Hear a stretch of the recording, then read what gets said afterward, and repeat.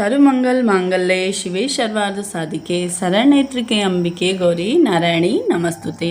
तो जैसा कि श्रावण माह के प्रत्येक मंगलवार को माँ गौरी को समर्पित है, यह व्रत मंगला गौरी व्रत के नाम से प्रसिद्ध है। मंगला गौरी व्रत महिलाओं के बीच उनकी लंबी आयु, पति की और साथ ही साथ संतान प्राप्ति और उसकी लंबी आयु के लिए यह व्रत करती हैं। तो जैसा कि भक्तजनों, आज इस वीडियो में मंगला गौरी व्रत की कथा का श्रवण करेंगे। तो जैसा कि एक समय की बात है, एक शहर में धर्मपाल नाम का एक व्यापारी रहता था। उसकी पत्नी काफ़ी खूबसूरत थी और उसके पास काफ़ी धन संपत्ति थी, लेकिन कोई संतान नहीं होने के कारण वह अत्यंत ही दुखी रहता था। ईश्वर की कृपा से उसको एक पुत्र की प्राप्ति हुई, लेकिन वह अल्पायु था। उसे यह श्राप मिला था कि वह 16 वर्ष की उम्र में सांप के काटने से उसकी मौत हो जाएगी। संयोग से उसकी शादी 16 वर्ष से पहले ही एक युवती से हो गई, जिसकी माता मंगला गौरी का व्रत किया करती थी। परिणाम स्वरूप उसके अपनी पुत्री के लिए एक ऐसे सुखी जीवन का आशीर्वाद प्राप्त किया था, जिसके कारण वह कभी विधवा नहीं हो सकती थी।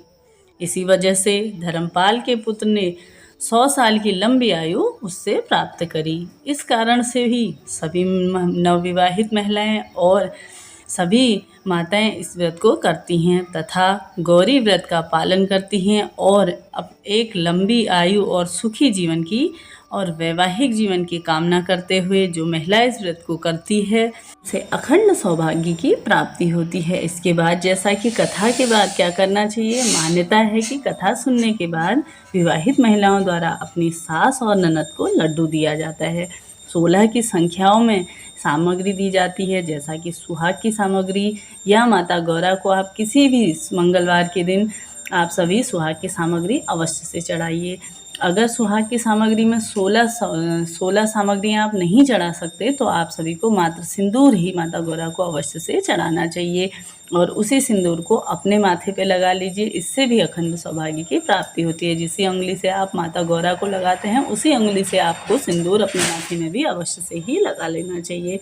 इसके बाद आप सभी को क्या करना है, ब्राह्मणों को भी प्रसाद या भोग कराइए, यह भी अति श्रेष्ठ माना गया है। इसके बाद आप सभी को क्या करना है, 16 बातियों का दीपक जलाना है। 16 बत्तियां उसमें लगा लीजिए। दीपक एक ही लगाना है और 16 बत्तियां उसमें लगा लेनी है। फिर इसके बाद मंगला गौरी की आरती करनी है। अंत में माँ गौरी के सामने हाथ जोड़कर पूजा की। किसी भी भूल चूक के लिए क्षमा प्रार्थी अवश्य से ही हो जाना चाहिए।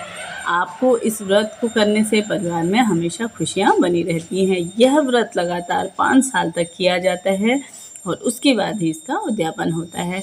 अगर आपने भी एक बार शुरू कर दिया है तो अवश्य से ही पूर्ण होने के बाद ही इसे आप सभी को उद्यापन करना है। जैसा कि अखंड सौभाग्य प्राप्ति वाला यह व्रत धार्मिक मान्यताओं में मंगला गौरी व्रत रखने में व्यक्ति की कुंडली में जो मंगल के दोष होते हैं वह दूर हो जाते हैं। इस दौरान महादेव और माँ पार्वती की पूजा करने के साथ साथ जीवन में सुख समृद्धि हमेशा बनी रहती है। तो इसी तरह से आप अपने व्रत को करिए और अपने पूजा पाठ को सफल बनाइए।